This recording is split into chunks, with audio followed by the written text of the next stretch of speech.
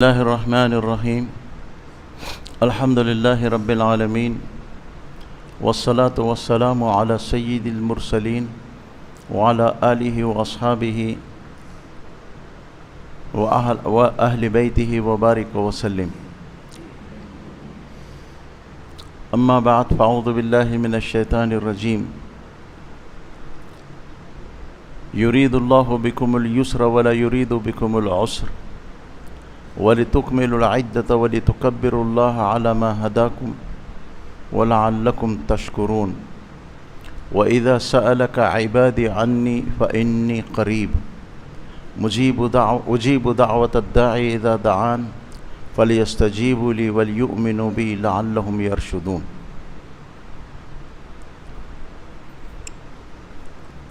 سبحان ربك رب العزة عما يصفون وسلام على المرسلين والحمد لله رب العالمين. اللهم صل على سيدنا محمد وعلى آل سيدنا محمد وبارك وسلم. اللهم صل على سيدنا محمد وعلى آل سيدنا محمد وبارك وسلم. اللهم صل على سيدنا محمد وعلى آل سيدنا محمد وبارك وسلم.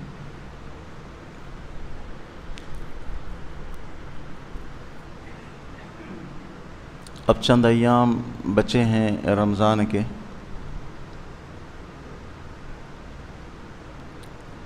اور دنیا کا یہ دستور ہے کہ جو اچھا تاجر ہوتا ہے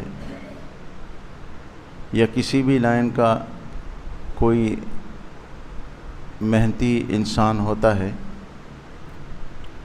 تو جب اس کا سال ختم ہوتا ہے یا اس کا سیزن ختم ہوتا ہے تو وہ اپنے پورے سال کے کوششوں کا اور پروفٹ اور لاس کا اور کہاں کہاں اس سے غلطیاں ہوئی ہیں جس کی وجہ سے اس کو نقصان اٹھانا پڑا، وہ سب چیزوں کا وہ جائزہ لیتا ہے اور اگلے سال کے لیے ایک لائحہ عمل طے کرتا ہے. ایسے ہی رمضان اب جو ختم ہو رہا ہے، ایک ایمان والے کو بھی چاہیے کہ وہ اپنا جائزہ لے کہ اس رمضان کے جو اغراض و مقاصد تھے جو اللہ تبارک تعالیٰ نے اپنی کتاب پاک میں بیان فرمائے ہیں،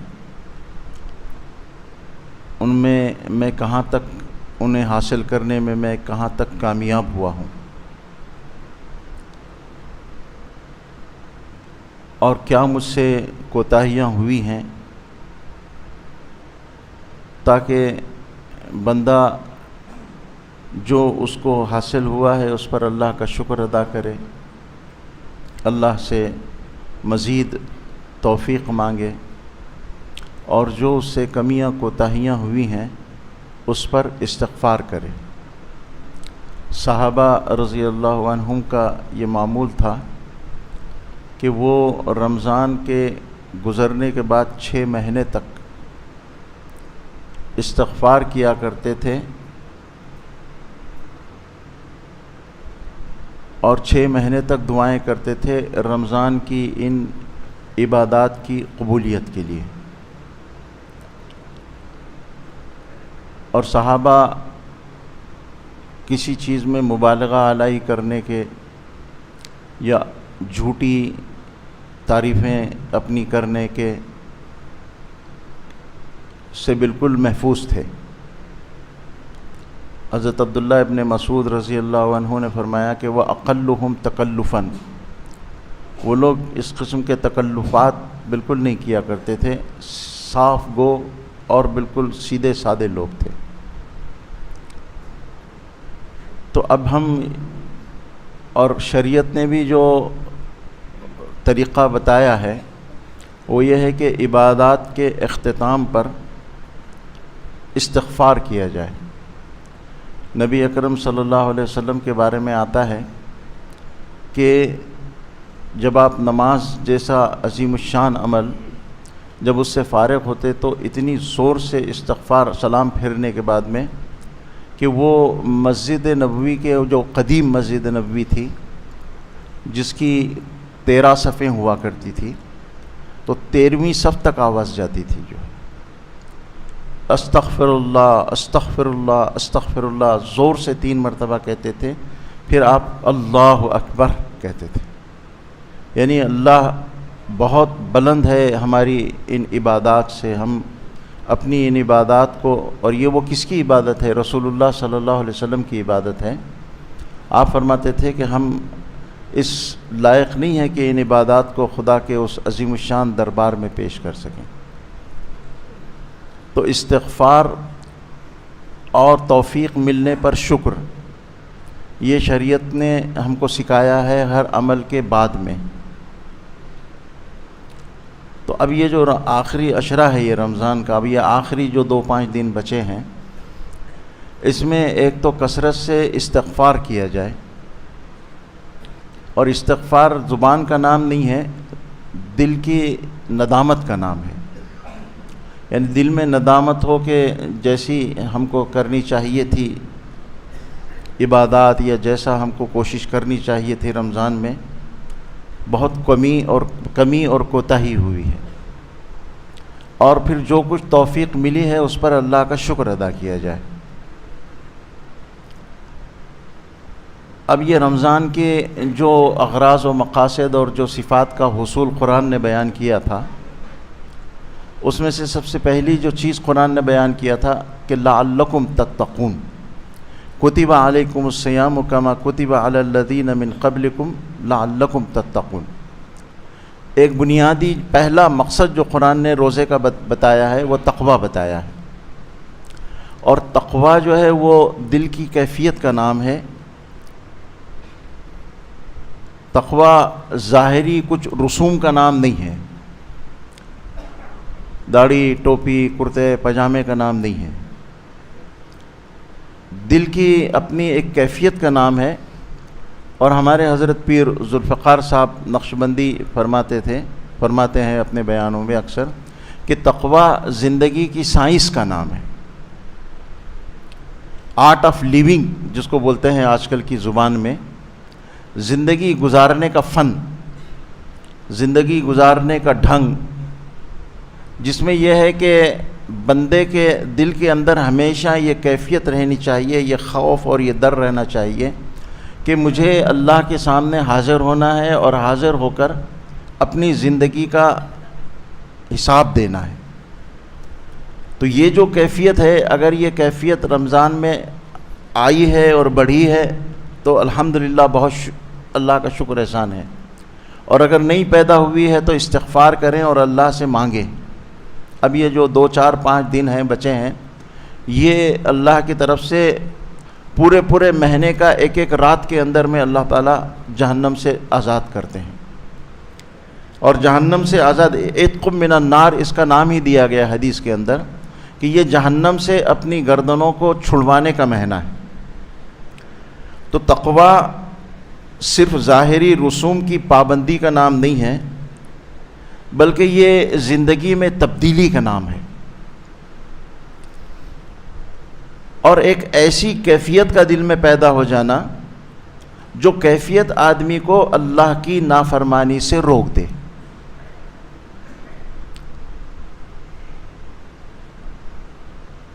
اس لیے کہ نیکی کا کرنا اصل کمال نہیں ہے، بلکہ گناہ کا چھوڑنا اصل کمال ہے. جیسے کھانا اصل کمال نہیں ہے، لیکن اگر جو ہے کوئی زہریلی چیز ہے تو اس کا نہ کھانا. اور زہریلی چیز کی تاثیر اللہ نے یہ رکھی ہے مادی اعتبار سے بھی اور روحانی اعتبار سے بھی. وہ یہ کہ ایک بالٹی بھر مثال کے طور پر خالص زمزم کا پانی ہو، ایک بالٹی بھر کے ہے، لیکن ایک پیشاب کا قطرہ اس میں گر جائے تو ناپاک ہو جائے گا. یعنی کہاں تو ایک بالٹی لاکھوں قطرے اس کے اندر ہے، ہزاروں لاکھوں قطرے ہیں، ایک ڈرم بھر کر ہے پانی، اور خالص زمزم کا پانی ہے، پیور زمزم کا پانی ہے. لیکن 1 2 4 قطرے اس کے اندر میں پیشاب کے گر جائیں تو پورا پانی ناپاک ہو گیا۔ کوئی یہ نہیں کہہ سکتا ہے کہ یہ اتنا بڑا پانی ہے، بھئی یہ زمزم ہے، یہ طاقتور چیز ہے، یہ پیشاب کے قطروں سے اس کو کیا ہونے والا ہے۔ بالکل یہی صورتحال گناہ اور نیکی کا ہے۔ ورع جس کو کہتے ہیں عربی کے اندر، یعنی گناہوں سے بچنا۔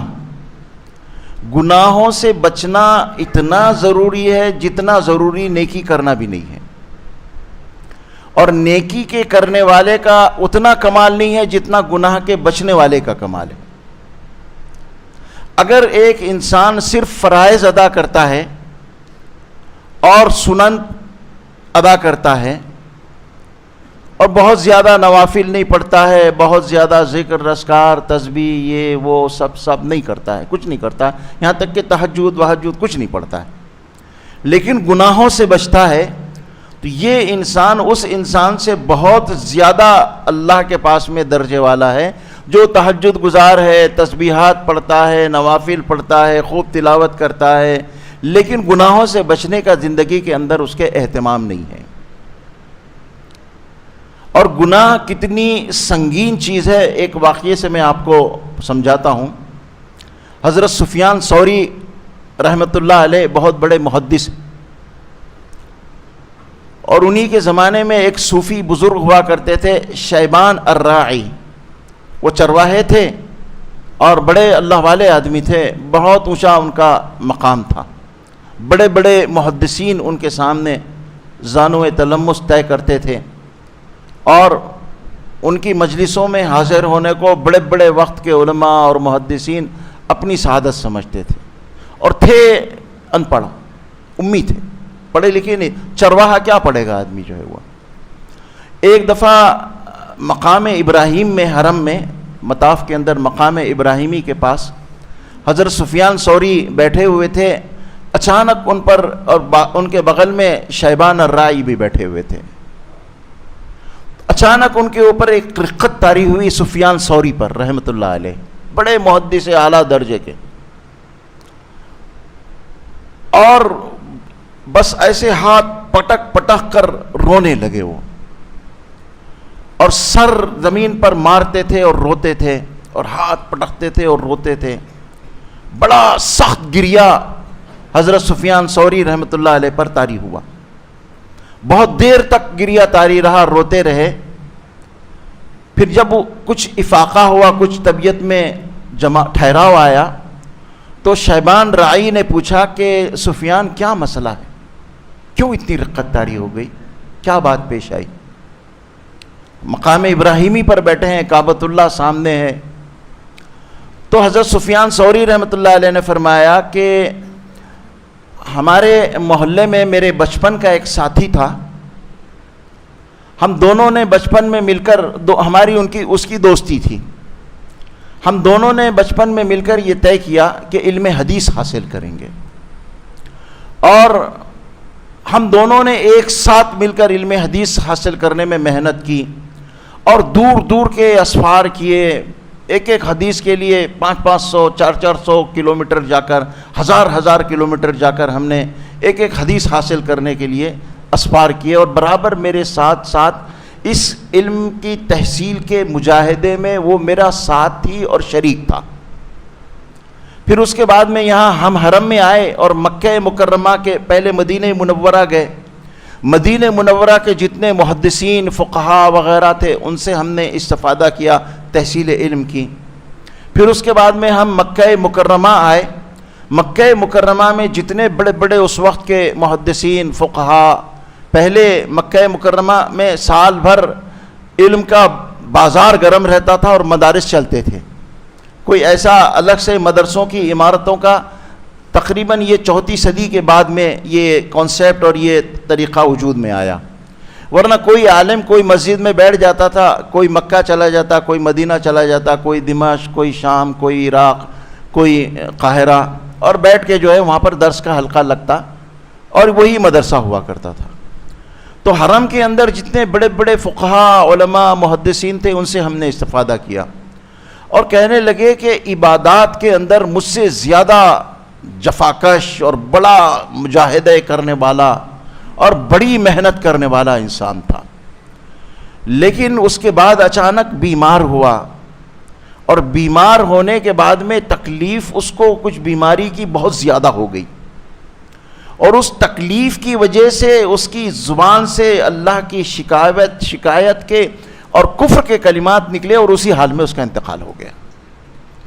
کہتے ہیں کہ جب مجھے یہ خیال آتا ہے، یہ یاد آتا ہے کہ یا اللہ، اتنے بڑے زندگی بھر مجاہدے کرنے والا، اتنی عبادات کرنے والا، اتنے تحصیل علم حدیث میں مشقتیں اٹھانے والا، اچانک جو ہے کیا بیماری کی کون سی تکلیف ایسی آئی کہ اس تکلیف کو برداشت نہیں کر سکا، اور بالکل ہاتھ پیر پٹکتا تھا اور اللہ سے شکوہ کرتا تھا، اور کفر کے الفاظ اس کی زبان سے نکلے اور مر گیا بیچارہ۔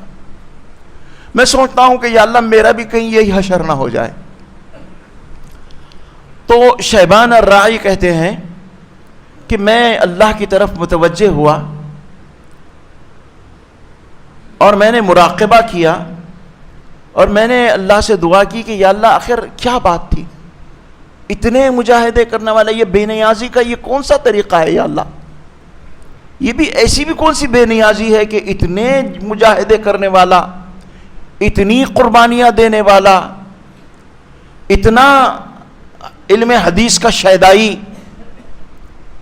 اور ایمان سے بغیر دنیا سے جا رہا ہے، کیا ہے آخر یہ، کیا آپ کا کیا نظام ہے یا اللہ آپ کا یہ؟ تو کہتے ہیں کہ مجھے مراقبے کے اندر الہام ہوا، اللہ تعالیٰ نے فرمایا کہ شیبان، چند گناہ تھے اس کی زندگی میں، ہم نے بہت اس کو سمجھایا، حالات کے اندر لا کر، مختلف طریقوں سے، مختلف راستوں سے، مختلف دینی باتوں کے سامنے آنے سے، کہ دیکھ یہ گناہ چھوڑ دے، گناہ زہر کی بوند ہے، نیکیاں پہاڑ برابر ہو، سمندر برابر ہو، لیکن ایک زہر کی بوند جو ہے نا پورے کنویں کو زہریلا کر دے گی۔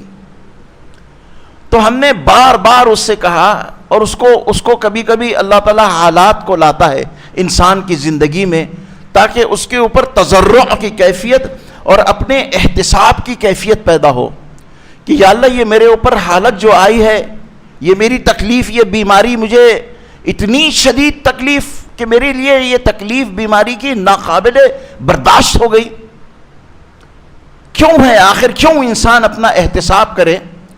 اور اگر وہ توبہ کر لیتا تو ایک سیکنڈ میں بیماری بھی دور ہو جاتی اور ایمان کے ساتھ میں دنیا سے چلا جاتا، لیکن اس کو توجہ ہی نہیں ہوتی تھی اس گناہ کی طرف، اور ہم نے اس کو بار بار اس کے علم، اس کے تقوی، اس کے علم حدیث کی، اس کی مجاہدوں قربانیوں کی وجہ سے ہم نے بار بار اس کو سمجھایا کہ دیکھ یہ گناہ چھوڑ دے، یہ گناہ زہر کی بوند ہے، یہ ساری زندگی کے حدیث کے تحصیل میں کیے ہوئے اسفار کو یہ ختم کر دیں گے، لیکن اس سے وہ گناہ چھوٹا نہیں، اور مرتے وقت اس گناہ کی، اور ہم نے اس پر یہ جو بیماری کی تکلیف اور مشقت لائی تھی، یہ اس وجہ سے لائی تھی کہ کم سے کم اب تو اس کے اندر میں تضرع پیدا ہو اور اپنے احتساب کی کیفیت پیدا ہو۔ اخذناہم بالبأساء والضراء لعلہم یتضرعون، حالات انسان کے اوپر جو آتے ہیں وہ تضرع کی اور اللہ کے سامنے رونے گڑگڑانے آہوزاری کی کیفیت پیدا کرنے کے لیے آتے ہیں، بندے کو تکلیف پہنچا کے ما یفعل اللہ بعذابکم لئن آمنتم وشکرتم، ارے اللہ کو تمہیں تکلیف پہنچا کر کیا ملنے والا ہے؟ اللہ کوئی مشرکوں کا بھگوان ہے کہ اس کو مزہ آتا ہے، بھگوان کی لیلا ہے، تکلیف پہنچا کر وہ خوش ہوتا ہے؟ مشرکانہ نظام میں خداؤں کو، جو ان کے شرک کے خدا ہیں، ان کو انسانوں کی تکلیف سے لذت ملتی ہے، اسی لیے وہ شراب دیتے ہیں، اور شراب دے کر پھر تکلیفوں کے اندر سے گزارتے ہیں کسی دوسرے بھگوان کو، اور وہ اس سے وہ لطف اندوز ہوتے ہیں۔ یونانی میتھولوجی بھی یہی ہے، یہ جو اولمپک گیمز ہوتے ہیں، اولمپیا جو ہے ایک بھگوان ہے، یہ ایک خدا ہے یونانی، جس کو انسانوں کو تکلیف پہنچا کر اس کو لذت ملتی ہے. تو بھوکے شیروں کے سامنے، بھوکے کتوں کے سامنے بیچارے غلاموں کو ڈال دیا جاتا تھا، اور سرکش بیلوں کے سامنے غلاموں کو ڈال دیا جاتا تھا، اور وہ شیر جب پھاڑ پھاڑ کر اس غلاموں کو کھاتا تھا، اور وہ بیل جو اچھال اچھال کر ہوا میں اس کو پٹک پٹک کر مارتا تھا، اس سے مجموعہ بھی خوش ہوتا تھا اور اولمپیا خدا بھی خوش ہوتا تھا. تو اللہ کوئی ایسا ہے نہیں کہ ما یفعل اللہ، یہ اللہ نے اس ہزاروں سال کی مشرکانہ میتھولوجی کا رد کیا ہے کہ ما یفعل اللہ بعذابکم، اللہ کو کیا ملے گا تم کو تکلیف پہنچا کر، تم کو بیمار ڈال کر، تم کو بے روزگاری کا شکار کر کے، تم کو پریشانیوں کا شکار کر کے، تم کو قرضوں کے بوجھ میں ڈال کر، تم کو حالات کی خوف اور گردش میں اور فسادات میں ڈال کر کیا ملنے والا ہے اللہ کو؟ اللہ کا کیا فائدہ ہونے والا ہے؟ اگر تم ایمان لے آؤ اور اللہ کا شکر ادا کرو تو زندگی بھر انسان کو ایک دن کی نزلے کی بیماری نہ آئے. اگر وہ جو حق ہے ایمان کا ویسا ایمان اگر ہو، اور جو حق ہے شکر گزاری کا ویسی شکر گزاری ہو، تو بندے کو زندگی میں ایک لمحے کے لیے بے روزگاری، بیماری، خوف، دہشت کچھ نہ آئے. صاف اللہ تعالیٰ نے فرمایا ہے. تو ہم نے اس کو پھر آخری ایک موقع دیا، ایک ایسی بیماری ڈالی کہ جس میں تکلیف سے تڑپا، لیکن بس ایک ربنا غلبت علینا شقوتنا. اللہ اکبر. بہت خوفناک بات ہے، بہت خطرناک بات ہے کہ کب کس کا کیا خاتمہ کب ہونے والا ہے. کون سا گناہ مرتے مرتے انسان کے اوپر میں غالب آ جائے گا، اس کی نحوست اور اس کا زہر، اور ساری زندگی کی نیکیوں کو کل عدم کر دے گا، وہ نیل ہو جائے گی، بالکل ختم ہو جائے گی. کہتے ہیں کہ ایک شخص مرنے لگا اور ہزار کوشش کرتے تھے لوگ اس کو کلمے کی تلقین کرنے کی، نمازی آدمی تھا، دیندار تھا، لیکن نہیں زبان سے کلمہ ہی نہیں نکلتا تھا. اس زمانے کے کوئی بزرگ اللہ والے تھے، ان کے پاس لوگ گئے، کہنے کے کہ حضرت ایک بیچارہ غریب تاجر تھا، تولیے بیچتا تھا بازار کے اندر، نیک آدمی تھا، لیکن کیا بات ہے پتہ نہیں اس کا آخری وقت میں کلمہ ہی نہیں نکل رہا ہے زبان سے، کوشش کر رہا ہے لیکن نکل نہیں رہا ہے. پھر وہ آئے، انہوں نے توجہ ڈالی، دعائیں کی، اس کو کچھ افاقہ ہوا موت کا. پھر اس سے کہا کہ بھائی کیا بات پیش آئی ہے؟ تو اس نے کہا کہ ایک دفعہ ایک بہت ہی جوان خوبصورت لڑکی آئی تھی میری دکان پر تولیہ خریدنے کے لیے.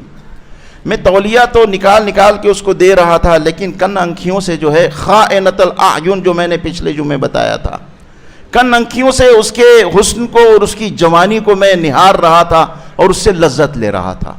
وہی گناہ کی لذت اب اس آخر وقت میں میرے لیے کلمے کے پڑھنے میں رکاوٹ حائل ہو رہی ہے. پھر توبہ استغفار کیا، اس نے کلمہ پڑھا، اس کے بعد میں اس کا انتقال ہوا. تو گناہ کا معاملہ ایسا ہے کہ آپ 1,00,000 نیکیاں ایک گناہ پر، ایک گناہ 1,00,000 نیکیوں پر بھاری ہے. اس لیے گناہوں سے بچنا، تقوی جو ہے وہ گناہ سے بچنے کا نام ہے. مختصر میں، شارٹ میں یہ ہے، میں نے جیسے عرض کیا کہ تقوی کوئی ظاہری رسوم کا نام نہیں ہے، کوئی ایسا بہت جھکا ہوا بڑا، ایسا بہت بڑا، ہم لوگ ہمارے ذہن میں بڑا متقی انسان ہے بھائی،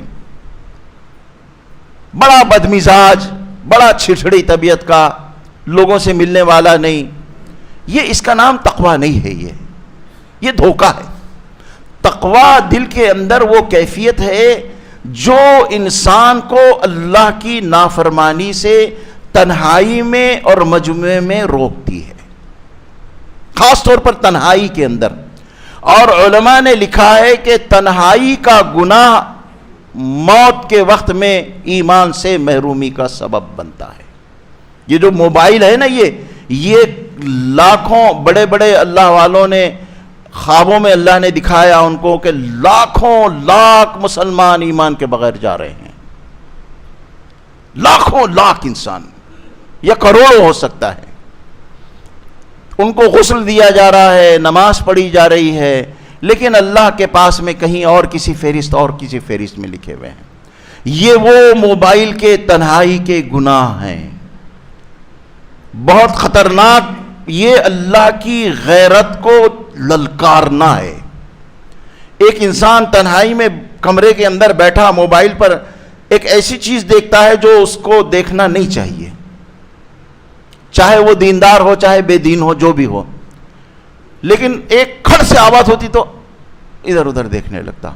یہ لمحہ اللہ کی غیرت کو ایسے للکارتا ہے کہ عرش پر اللہ ایک شیر کی طرح دہاڑتا ہے، کہتا ہے کہ میں چوہے سے کمتر ہوں تیرے پاس میں، کہ چوہے نے کھڑ کیا تو تو ڈر گیا، تیرا بچہ چھوٹا سا کمرے میں آیا تو تو ڈر گیا، بچک گیا اور جلدی سے جو ہے موبائل ہٹا دیا، بند کر دیا، اور میں دیکھ رہا تھا تجھے، ایک لمحے کے لیے میں غافل نہیں ہوا تجھ سے، میں تیری حبل ورید سے بھی قریب ہوں، اور میرے کوئی عظمت نہیں تیرے دل میں، میرا کوئی خوف نہیں، میرا کوئی ڈر نہیں۔ یہ اللہ کی غیرت کو للکارتا ہے، اور یہ وہ لمحہ ہوتا ہے جب انسان کے ایمان سے بغیر جانے کا اللہ کی طرف سے فیصلہ ہوتا ہے۔ اب رمضانوں پر رمضان گزرتے رہتے ہیں، روزوں پر روزے رکھتا رہتا ہے، نمازوں پر نمازیں پڑھتا رہتا ہے، لیکن اللہ کے پاس میں وہ جو لمحہ تھا جس نے اس کی اللہ کی غیرت کو للکارا تھا، اس لمحے نے اس کے لیے ایمان کو سلب کر دیا۔ یہ بہت خطرناک زمانہ ہے۔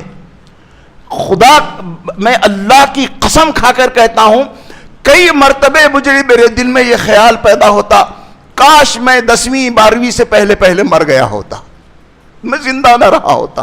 اللہ، میں مسجد میں بیٹھ کر کہہ رہا ہوں کہ کتنی مرتبے مجھے احساس ہوتا کہ میں کیوں زندہ رہا، میں مر گیا ہوتا۔ یا اللہ، مجھے آپ نے وہ زمانہ اچھا تھا، بہت اچھا تھا میرے لیے، کچھ بھی نہیں تھا، تھوڑا بہت آج آ کر بہت زیادہ گناہ کی کوئی شکل تھی تو ٹاکیز تھیٹر میں جا کر فلمیں دیکھنے کی تھی، اور وہ بھی اللہ کا شکر احسان ہے کہ 10ویں کے بعد میں چھوڑ دیا تھا، نماز پڑھنا شروع کیا تھا۔ یا اللہ، آپ نے اس زمانے میں مجھے کیوں نہیں اٹھا لیا، کیوں میں زندہ رہا؟ یہ اتنا اس قدر تکلیف دہ زمانہ آیا ہے کہ میں بیان نہیں کر سکتا ہوں۔ بہت خطرناک زمانہ آیا ہے، برا تو نہیں کہہ سکتے ہیں، حدیث میں بدا کیا گیا ہے کہ زمانے کو برا مت کہو، لیکن بہت خطرناک زمانہ آیا ہے، بڑا، یعنی کروڑ انسان۔ ایک بزرگ نے خواب دیکھا تھا کہ ایک جال ہے، ایک نیٹ ہے، وائروں کا ایک گچھا ہے، اور لاکھوں لاکھ مسلمان ایک اوپر ایسا ڈھلان ہے، اور ڈھلان سے تیزی سے آ رہے ہیں، اور وہ سب جو ہے ان کے ہاتھوں میں پیروں میں وہ تار بنے ہوئے ہیں، وہ جو گچھے تار کے ہیں اور وہ وائر جو ہے وہ بنے ہوئے ہیں، اور فرشتے لاکھوں کروڑوں انسانوں کو گھسیٹ رہے ہیں، کھینچ رہے ہیں، اور آگے ایک بہت بڑی کھائی ہے جس میں آگ جل رہی ہے، اور اس کے اندر گھسیٹ کر ڈال رہے ہیں، اور سارے صورت شکل سے سب مسلمان ہیں، اور ایک چٹان کے اوپر رسول اکرم صلی اللہ علیہ وسلم کھڑے ہوئے ہیں، اور آپ دیکھ رہے ہیں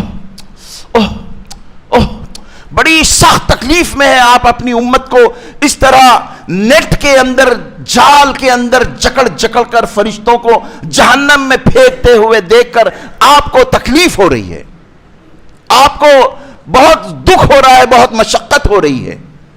عجیب خواب ہے، یعنی زیادہ خواب آپ سنانے کے سے منع کرتے ہیں۔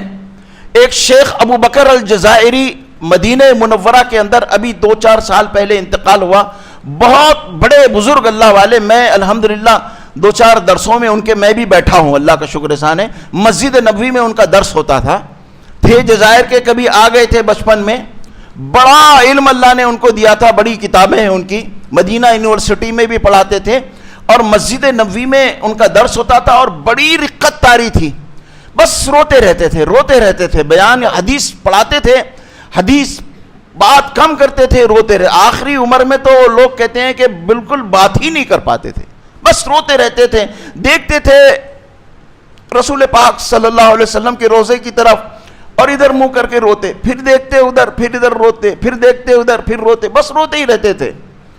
عجیب رقت تھی ان کے اوپر۔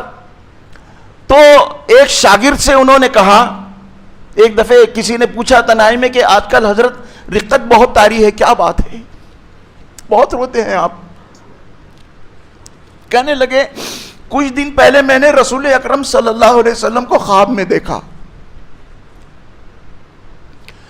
آپ فرمانے لگے کہ ابو بکر میں یہاں سے جا رہا ہوں، کہ بہت مجھے تکلیف ہوتی ہے، یہ منکرات جو پھیل گئے ہیں اور جو غفلت سے کوئی ادب نہیں، غفلت سے یہاں آتے ہیں مواجہ شریف میں، تفریح کر رہے ہیں، موبائل چل رہا ہے، ویڈیو بن رہی ہے، ہاں ہم روزے کے سامنے ہیں، یہ دیکھیے روزہ ہے. یہ کیا تماشا ہے، یہ کیا؟ ارے کسی پولیس والے کے سامنے جا کر کرو، خدا کی قسم مار مار کے چمڑی ادھیڑ دے گا. کعبۃ اللہ کے سامنے یہ حرکتیں کرتے ہو، رسول اللہ صلی اللہ علیہ وسلم کے روزے کے سامنے یہ حرکتیں کرتے ہو، یہ اللہ کی لعنت برسانے والی ہے، یہ برباد کر دینے والے کام ہے. یہ ایک ویلاگ بنتا ہے، ویلاگ. اللہ اکبر، استغفر اللہ. یہ کیا حشر ہوگا ان کا، اور دیکھنے والوں کو بھی ایسے ویلاگ دیکھنے سے بچنا چاہیے. یہ ان کی معصیت میں شرکت ہے، یہ ان کے گناہ میں ان کی بے ادبی، یہ رسول اللہ صلی اللہ علیہ وسلم کی یہ عظمت کو یہ خبیث لوگ، ملعون لوگ سمجھتے نہیں ہیں.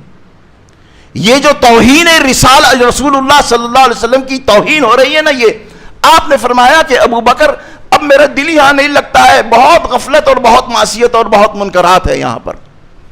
تو کہا کہ اس دن سے میں نے کہا کہ یا رسول اللہ آپ یہاں نہیں رہیں گے تو پھر آپ کو میں کہاں ڈھونڈوں گا؟ تو کوئی جواب آپ نے دیا نہیں، آپ خاموش رہے. رسول پاک صلی اللہ علیہ وسلم اپنے روزے کے اندر اس دنیا کی زندگی سے اعلیٰ ترین حیات میں ہے. دنیا کی زندگی میں جو حیات تھی اس سے بہت بہت بہت زیادہ طاقتور حیات میں رسول اکرم صلی اللہ علیہ وسلم اپنے روزے کے اندر ہے. مسجد نبوی کے پورے نظام کو آپ دیکھتے ہیں، کئی واقعات ایسے ہیں سب کے ساتھ پیش آتے ہیں. وہ بہت سخت حالات اور بہت سخت زمانہ ہے. اسی لیے ایک تو یہ بات آپ اپنا جائزہ خود لیں کہ یا اللہ آپ نے کہا تھا کہ کتب علیکم الصیام کما کتب علی الذین من قبلکم لعلکم تتقون، تاکہ تمہارے اندر میں گناہ کو بچنے کی طاقت پیدا ہو.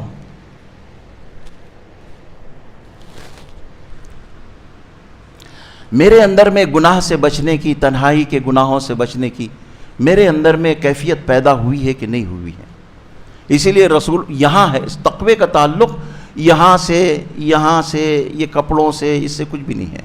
اسی لیے رسول اللہ صلی اللہ علیہ وسلم ایک دفعہ ممبر پر چڑھے اور آپ نے کوئی تفصیلی بیان نہیں فرمایا. آپ نے شاید کچھ دو چار جملے کچھ اور کہے ہیں خطبہ میں سننا. اس کے بعد میں آپ نے فرمایا کہ التقوی ہا ہونا، التقوی ہا ہونا، التقوی ہا ہونا. دیکھو تقوی یہاں ہے، اس جگہ کی کیفیت کا نام تقوی ہے، ظاہری رسوم کا نام تقوی نہیں ہے. ایک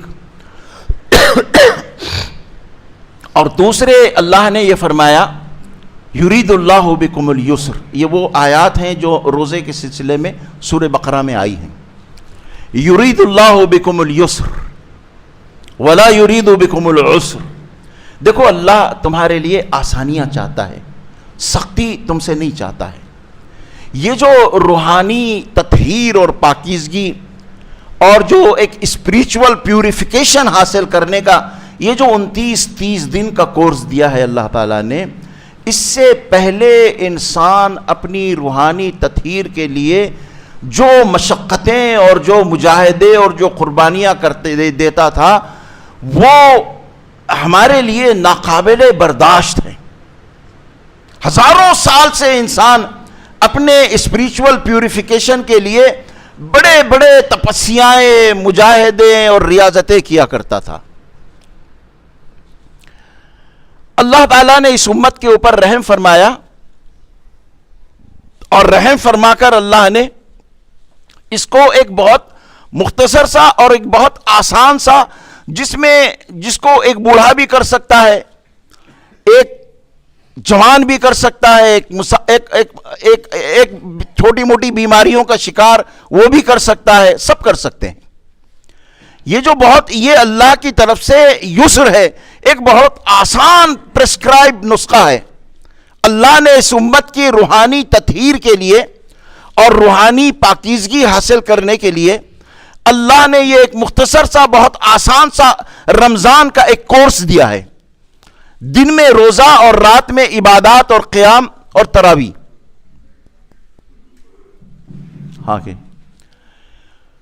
ایک بہت آسان کورس ہے۔ جب آپ اب موقع نہیں ہے، علامہ سید سلیمان ندوی رحمۃ اللہ علیہ نے سیرت النبی کی کسی جلد کے اندر بہت تفصیل سے لکھا ہے کہ پچھلے قوموں نے اپنے اندر میں اپنی آتم شکتی کو بڑھانے کے لیے، اپنی روحانی تطہیر کے لیے اور اسپریچول پیوریفیکیشن کے لیے اور اپنے اندر میں حیوانی جو جذبات ہے، وہ ان حیوانی جذبات کو کم کرنے اور کمزور کرنے کے لیے کتنے پرمشقت ان کو مجاہدے کرنے پڑتے تھے۔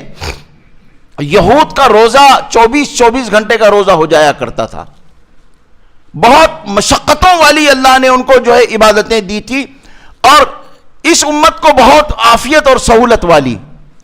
ایک بہت 80-90 سال کا بوڑھا بھی ہمت کرے تو آرام سے روزہ رکھ سکتا ہے، 16 سال کا جوان بھی روزہ رکھ سکتا ہے۔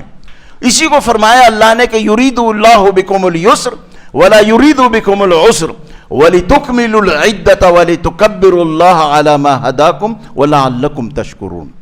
اور یہ اس لیے کہ ایک چھوٹا سا ایک پرسکرائبڈ کورس ہے، چھوٹا سا کورس کر دو اور اس کے بدلے میں 2 چیزیں تم کو حاصل ہوں گی اگر اس کے حقوق کی ادائیگی کے ساتھ میں کیا جائے گا۔ ایک یہ ہے کہ اللہ کی عظمت دل میں پیدا ہوگی۔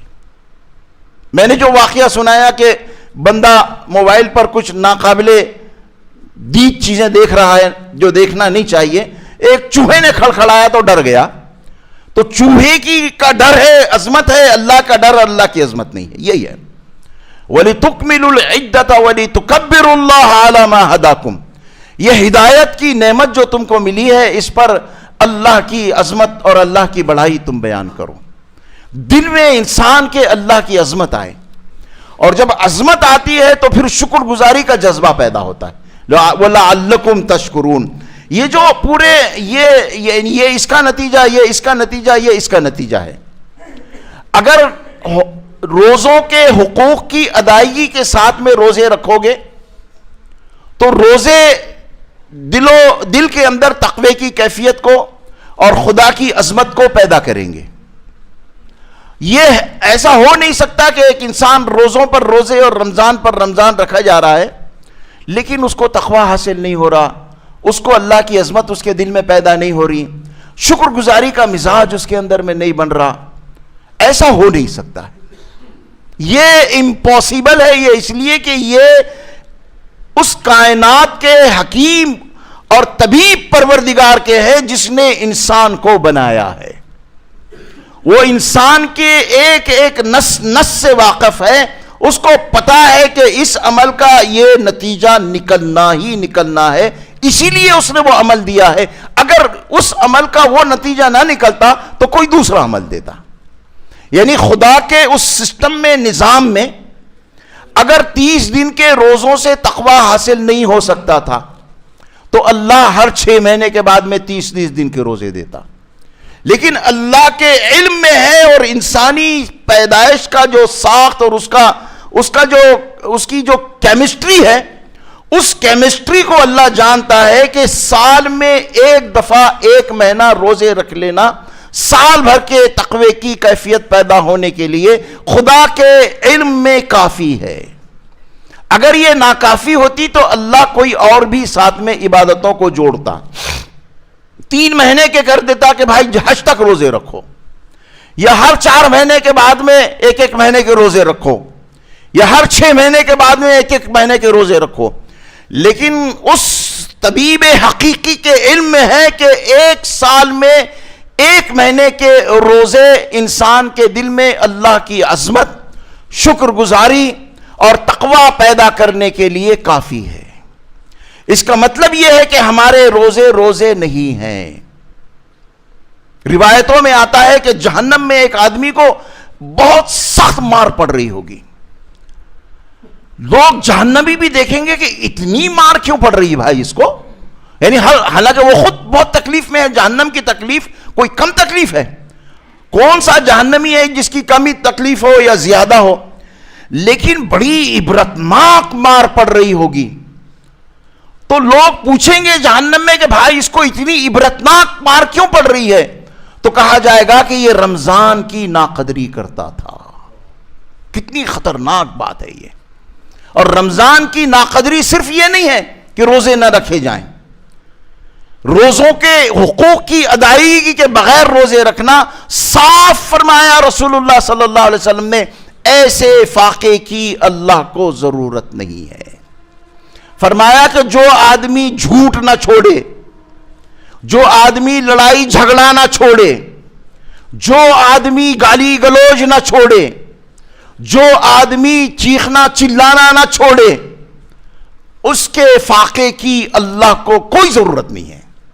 اسی لیے فرمایا آپ نے کہ کوئی روزہ دار سے کوئی لڑنا چاہے, وَإِن صَابَّهُ أَحَدٌ, اگر گالی دے اس کو, اور گالی میاں بھائی کو, کس کے نصیب پھوٹے کہ میاں بھائی کو گالی دے رہا ہے وہ, ہاں اگر وہ گالی دے, اور دوسری روایت میں ہے وَإِن قَاتَلَ مَعَهُ أَحَدٌ, اگر اس کے ساتھ میں لڑ کے مارنے مرنے کے لیے کوئی تیار ہو جائے, تب بھی وہ کہے کہ انی امرؤ صائم, بھائی میں روزہ دار ہوں, میں لڑ نہیں سکتا ہوں, میں گالی کا جواب گالی سے نہیں دے سکتا ہوں, میں یک طرفہ طور پر میں قوت برداشت میرے اندر میں اس روزے نے پیدا کر دی ہے.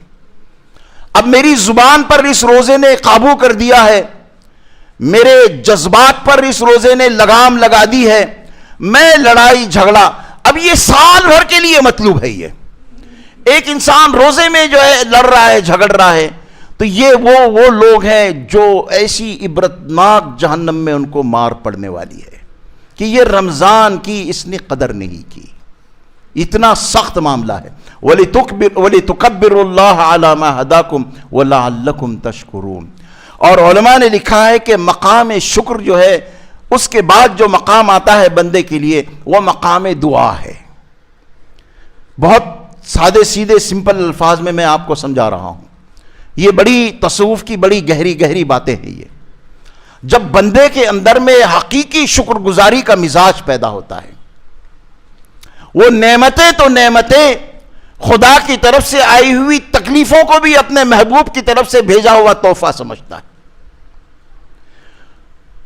حضرت شاہ حاجی امداد اللہ صاحب مہاجر مکی نے ایک دفعہ فرمایا اپنی مجلس میں کہ دیکھو جیسے صحت, مولانا اشرف علی تھانوی کو مخاطب کر کے حج کے موقع پر جو ہے کہا, میاں اشرف علی, جیسے ٹھنڈا پانی نعمت ہے ویسے پیاس بھی نعمت ہے, جیسے صحت نعمت ہے ویسے بیماری بھی نعمت ہے, جیسے اچھے حالات, پیسہ آ رہا ہے, روزی روزگار فل چل رہی ہے, جیسے یہ نعمت ہے, ویسی بے روزگاری, تنگی, ترشی, فاقہ یہ بھی نعمت ہے.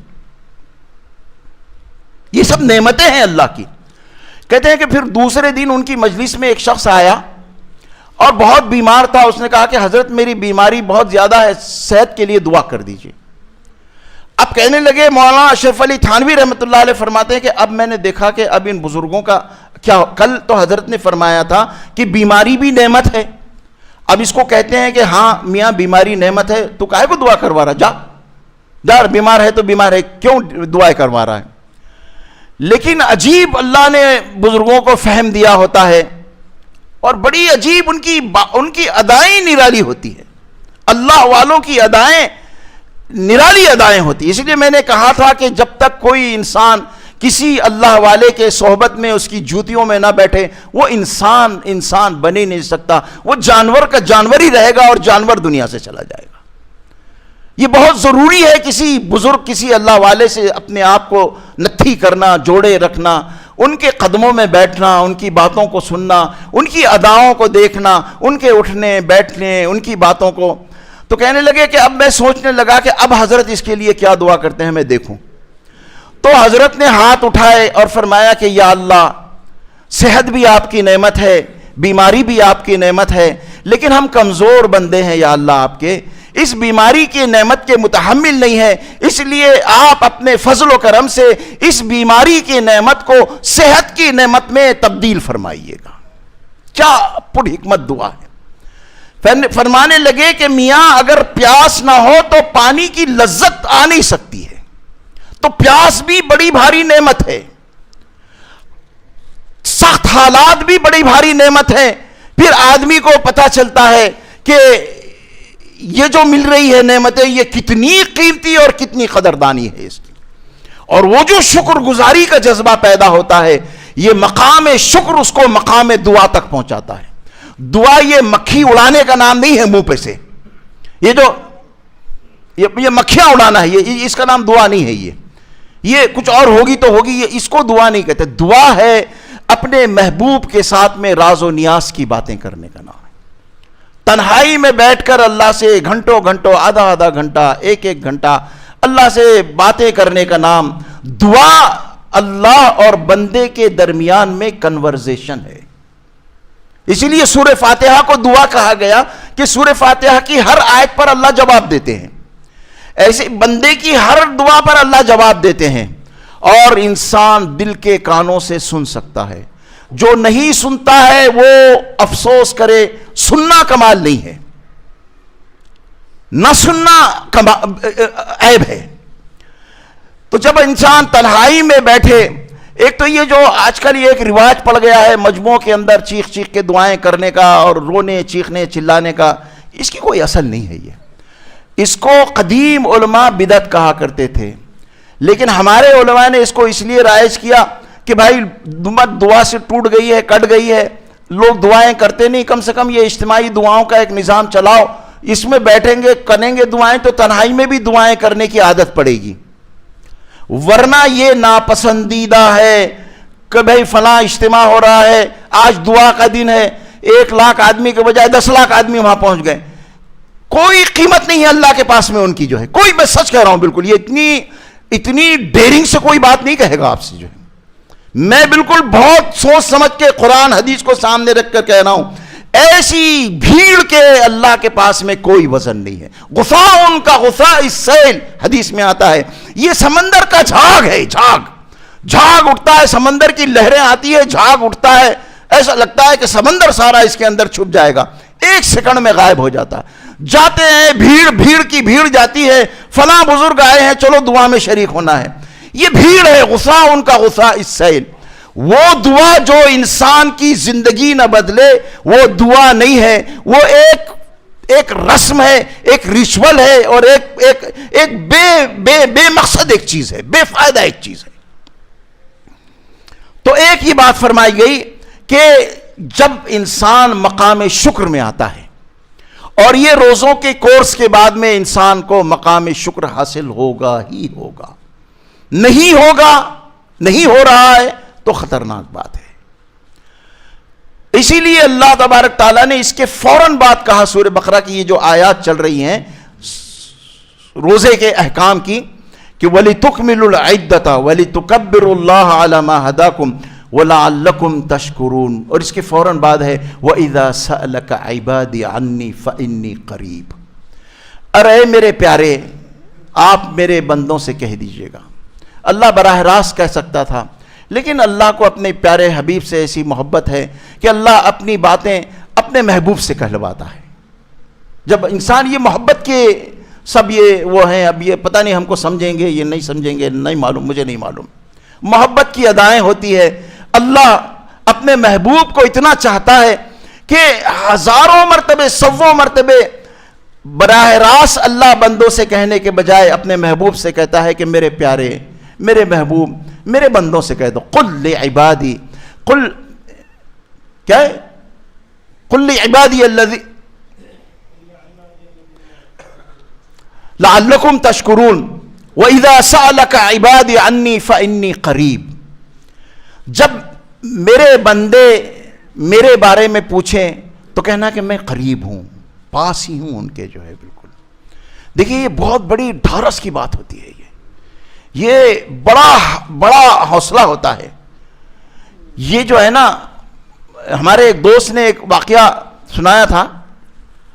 انہوں نے کہا کہ میں بمبئی میں ایک جگہ جو ہے ادھر کہیں پتہ نہیں کہاں، ہم لوگ وہ جب 92 میں فسادات ہوئے تھے، کہا میں اپنی فیملی کے ساتھ اور میری بوڑھی ماں اور میرا بوڑھا باپ ساتھ میں تھا، ہم لوگ پھنس گئے. وہ پورے ہمارے علاقے کو غیر مسلموں نے گھیر لیا اور گھروں کو آگ لگ رہی ہے اور یہ ہو رہی ہے اور وہ ہو رہی ہے. بڑا سخت کہنے لگے کہ ہم رو رہے تھے، بلک بلک کے دعائیں کر رہے تھے.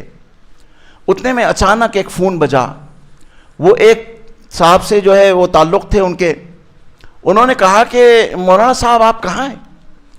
تو میں نے کہا کہ ارے یار ہم پیسے پھٹے ہوئے ہیں اور مسئلہ صرف میرا نہیں ہے، میرے بوڑھے ماں باپ میرے ساتھ میں ہیں، میں بھاگوں گا تو کیسے بھاگوں گا، یہ بیچارے چل نہیں سکتے، بھاگیں گے کدھر؟ انہوں نے کہا کہ آپ ڈریے مت، ہم لوگ آ رہے ہیں، میں بھی وہاں کے پولیس اسٹیشن میں بھی فون کر دیتا ہوں، آپ کا حفاظت کا پورا ہو جائے گا اور پولیس کی گاڑی آ رہی ہے آپ کو لے کر جائے گی. یہ ہے وَإِذَا سَأَلَكَ عِبَادِي. کہنے لگے کہ اتنا اطمینان ہو گیا، اتنی ٹھارس بن گئی، اب چلو پولیس کی گاڑی آ رہی ہے. اور پولیس وین آئی اور وہ پہنچے اوپر، جو ہے وہ فلاں صاحب نے ہم کو فون کیا تھا. وہ کون ہے؟ آپ ہی ہیں؟ کہا ہاں چلیے چلیے آئیے چلیے. کہا فوراً گاڑی میں بٹھا کر ہم کو لے کر نکل گئے. یہ ہے وَإِذَا سَأَلَكَ عِبَادِي عَنِّي فَإِنِّي قَرِيبٌ. کیسے سے کیسے حالات ہوں میرے بندے، میں تیرے سے قریب ہوں. وَإِذَا سَأَلَكَ، بڑی پیاری آیت ہے یہ دعا کی آیت ہے. یہ روزے کے احکام ختم ہو رہے ہیں یہاں پر، اور دعا کی اس آیت پر احکام کی یہ آیات ختم ہو رہی ہے. وَإِذَا سَأَلَكَ عِبَادِي عَنِّي فَإِنِّي قَرِيبٌ أُجِيبُ دَعْوَةَ الدَّاعِ إِذَا دَعَانِ. جب پکارنے والا مجھے پکارتا ہے تو میں اس کا جواب دیتا ہوں.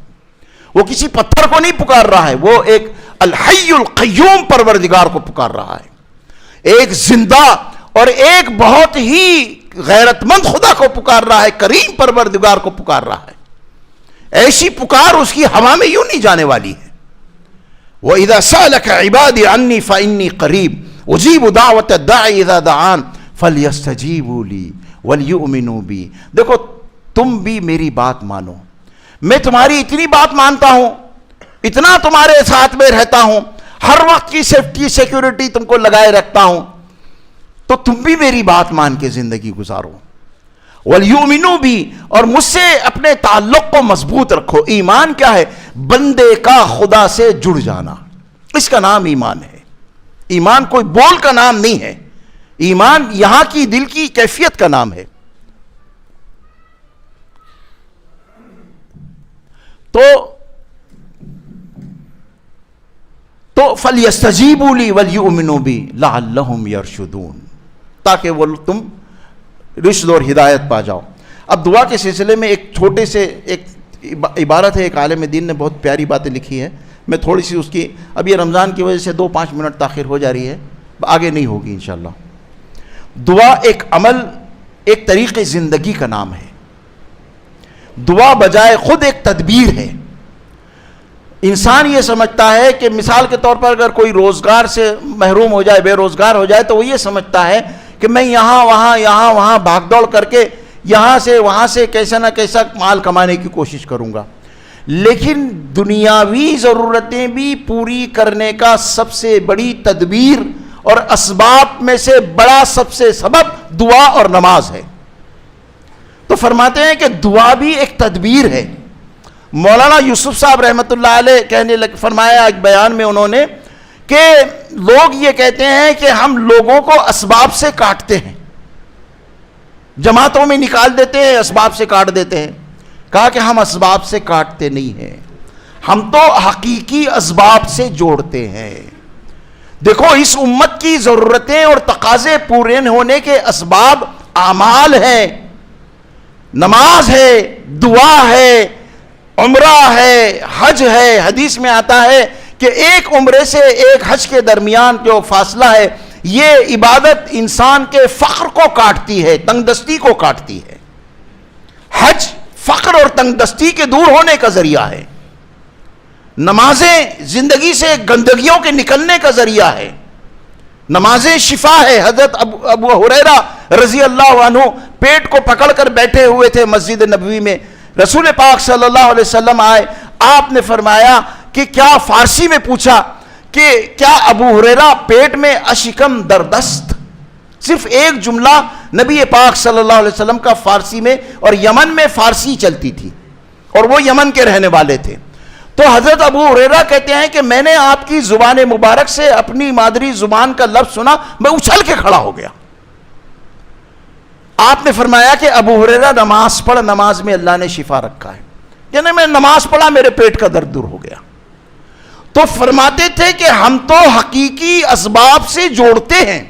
حضرت نوح علیہ السلام نے کہا کہ قُلْ تُسْتَغْفِرُوا رَبَّكُمْ إِنَّهُ كَانَ غَفَّارًا يُرْسِلِ السَّمَاءَ عَلَيْكُمْ مِدْرَارًا وَيُمْدِدْكُمْ بِأَمْوَالٍ وَبَنِينَ وَيَجْعَلْ لَكُمْ جَنَّاتٍ وَيَجْعَلْ لَكُمْ أَنْهَارًا. تم کو بینک بیلنس بھی دے گا، تم کو پیسہ بھی دے گا، تم کو باغات بھی دے گا، تم کو فارم ہاؤس بھی دے گا، اور تم کو نہریں بھی دے گا، اور تم کو خوشحالی بھی دے گا. اللہ سے اپنے گناہوں کی توبہ کرو. اس گناہ کے توبہ پر نوح علیہ السلام نے اتنے وعدے کیے. تو فرماتے تھے کہ ہم تو اس امت کے مسائل کا حل اللہ نے دنیا کے نقشوں میں نہیں رکھا ہے، ان اعمال میں اور ان مساجد میں رکھا ہے، روزوں میں رکھا ہے، دعاؤں میں رکھا ہے، نمازوں میں رکھا ہے، قربانیوں میں رکھا ہے، یتیموں بیواؤں کی خدمت میں رکھا ہے. ہمارے مسائل باہر حل ہونے والے ہیں نہیں، چاہے جتنا سر مار لو. تو فرماتے ہیں کہ دعا بجائے خود ایک تدبیر ہے، اور اتنی بڑی تدبیر ہے کہ اس سے بڑی کوئی تدبیر نہیں ہے. آدمی جب کسی معاملے میں دعا کرتا ہے تو اس طرح وہ اپنے یقین کو پختہ کرتا ہے کہ اس دنیا کا اصل مالک خدا ہے. اس کو پتا ہے کہ اس کائنات کے اندر ایک مکھی بھی خدا کے حکم کے بغیر کہیں بیٹھتی نہیں ہے. ایک نبی کے اوپر روایت میں آتا ہے حدیث میں کہ اللہ نے وحی کی کہ میرے بندے، میرے نبی، آپ اعلیٰ درجے کی دانشمندی اپنے اندر پیدا کیجئے. تو اس نبی نے پوچھا کہ یا اللہ اعلیٰ درجے کی دانشمندی کیا ہے؟ تو اللہ نے فرمایا کہ اس بات کا یقین پیدا کیجئے کہ ایک مکھی بھی جو میرے ہاتھ پر بیٹھی ہے یہ خدا کے اذن کے بغیر نہیں بیٹھی ہے، اور یہ ہاتھ سے میرے اڑے گی بھی تو اللہ کے علم اور اللہ کے اذن کے بغیر نہیں اڑے گی. یہ اتنا یقین کا پیدا ہو جانا یہ اعلیٰ دانشمندی ہے. وہ اس بات کا ثبوت دیتا ہے کہ یا اللہ میں آپ کو کائنات کا مدبر اور کائنات کا مالک اور کائنات کا خالق سمجھتا ہوں. یہاں جو کچھ ہوگا اللہ کے اذن اور اس کی اجازت سے ہوگا. دعا ایک پکار ہے جو اس لیے ہوتی ہے کہ بندے کے عجز کی تلافی اس کا خدا اس کی حمایت پر آ کر لے. بندہ عاجز ہے، بے بس ہے، اور اس کی یہ عجز اور درماندگی اور بے بسی اللہ کی قدرت سے جڑ جانے کے ساتھ میں ہے. جب اللہ کی قدرت اس کی اس عاجزی اور بے بسی کے ساتھ میں جڑ جاتی ہے تو اس کی درماندگی اور عاجزی پھر دور ہو جاتی ہے. اسی طرح آدمی جب اپنے کسی معاملے میں دعا کے طریقہ اختیار کرتا ہے تو وہ اپنے آپ کو ایک نیا انسان بنا لیتا ہے. دعا ایک ریولوشنری چینج لانے والا عمل ہے، انقلابی تبدیلی لانے والا عمل ہے. ایک دعا کے بعد میں ایسا لگے کہ اس کو جیسے اس کا غسل ہو گیا ہے، اس کا پورا وجود دھو کر نکھرایا نکلا ہے. ایک ایک دعا، اور یہ تنہائیوں کی دعائیں ہیں، ایک انسان کے اندر ایک ریولوشنری چینج لاتا ہے دعا. اگر یہ نہیں آ رہا ہے تو پھر دعا ایک رسم ہے، ایک رواج ہے، ایک ریت ہے، ایک ریچول ہے، اس سے زیادہ کچھ نہیں ہے. وہ اپنی نفسیات کو مثبت سمت میں متحرک کرتا ہے. دعا کرنے والا ہمیشہ پازیٹیو اس کی تھنکنگ ہوتی ہے، ہر کسی کے اندر میں خیر اور بھلائی دیکھتا ہے، ہر کسی کے اندر میں عیب اور برائی، اور ہر کسی کے اندر میں عیب جوئی، اور ہر کسی کے اندر جو ہے اس کی نگیٹیو تھنکنگ نہیں ہوتی ہے، پازیٹیو تھنکنگ ہوتی ہے. وہ اپنی سوچ کو خارج رخی کے بجائے داخل رخی کرتا ہے. وہ ہر باہر کی چیز پیش آنے والی کا پہلے انالائسس کرتا ہے کہ یہ کس وجہ سے میرے اندر کی کس کھوٹ اور کس کمی کی وجہ سے پیش آئی ہے. اسی طرح دعا انسان کے اندر چھپی ہوئی قوتوں کو جگا کر اس کو پہلے سے زیادہ ایک طاقتور انسان بنا دیتی ہے. یہ روزوں کے احکام جو ختم کیا ہے اللہ تبارک تعالیٰ نے سورہ بقرہ کے اندر، اسی دعا والی آیت پر کیا ہے کہ وَإِذَا سَأَلَكَ عِبَادِي. اب یہ یہاں سے اب یہ دعا یہ آیت ہے یہ پوری آگے تک. وَإِذَا اب روزے ہو گئے, تراویحاں ختم ہو جائیں گی. وَإِذَا سَأَلَكَ عِبَادِي عَنِّي فَإِنِّي قَرِيبٌ أُجِيبُ دَعْوَةَ الدَّاعِ إِذَا دَعَانِ فَلْيَسْتَجِيبُوا لِي وَلْيُؤْمِنُوا بِي لَعَلَّهُمْ يَرْشُدُونَ. تنہائی میں دیر دیر تک دعائیں مانگنے کا. پہلے حدیث میں آتا ہے وَإِن لَّمْ تَبْكُوا تَبَاكَوْا, اگر رو نہ سکو تو رونے جیسی شکل بناؤ. تنہائی میں بیٹھ کر دیر دیر تک رو رو کر منہ بسور بسور کر اللہ سے دعائیں مانگنے کا معمول بنائیے. دیکھیے تھوڑے دنوں کے بعد میں انشاءاللہ ایسا ہوگا جیسے ایک روحانی تطہیر کا غسل ہوا ہے آپ کو. ایک جیسے آدمی جو ہے کہیں کسی غسل خانے میں جا کر نکلتا ہے فریش ہو کر, اس کو جو ہے اسٹیم بھاپ بھی لیا اس نے, اور یہ بھی کیا وہ بھی کیا. بڑے بڑے ہوٹلوں کے اندر یا بڑے بڑے بادشاہوں کے جو شاہی حمام ہوتے ہیں, عجیب عجیب چیزیں اس میں ہوتی ہیں. میں نے افریقہ کے اندر دیکھا, جو ہے ایک بڑا ارب پتی مسلمان تھا, بڑا نیک دیندار آدمی ہے. ہم نے اس کے حمام کے اندر میں دیکھ کر حیران رہ گیا. پورے یورپ سے لا کر ایک ایک چیز, وہ اسٹیم بات, فلاں بات, یہ بات, وہ بات. اس کے بعد میں جب ہم لوگ باہر نکلے ہیں تو ایک ایسے نس نس میں ایک ایک روئے میں ایک تازگی اور ایک بشاشت اور ایک عجیب سکون محسوس ہو رہا تھا. اور اس کے بعد میں بڑی گہری نیند ہم سو گئے. یہ ہے دعا کا یہ عمل ہے, یہ ایسا بات ہے, یہ ایسا غسل خانہ ہے یہ. اب آخری یہ آیت ختم ہو گئی ہے وَإِذَا سَأَلَكَ عِبَادِي عَنِّي فَإِنِّي قَرِيبٌ پر. اب اپنے آپ کو دعا والا بنائیے. اور یہ زمانہ تو دعا کے بغیر آدمی کی نجات ہے ہی نہیں. پچھلا دور گزر گیا, اب نہیں گزرے گا.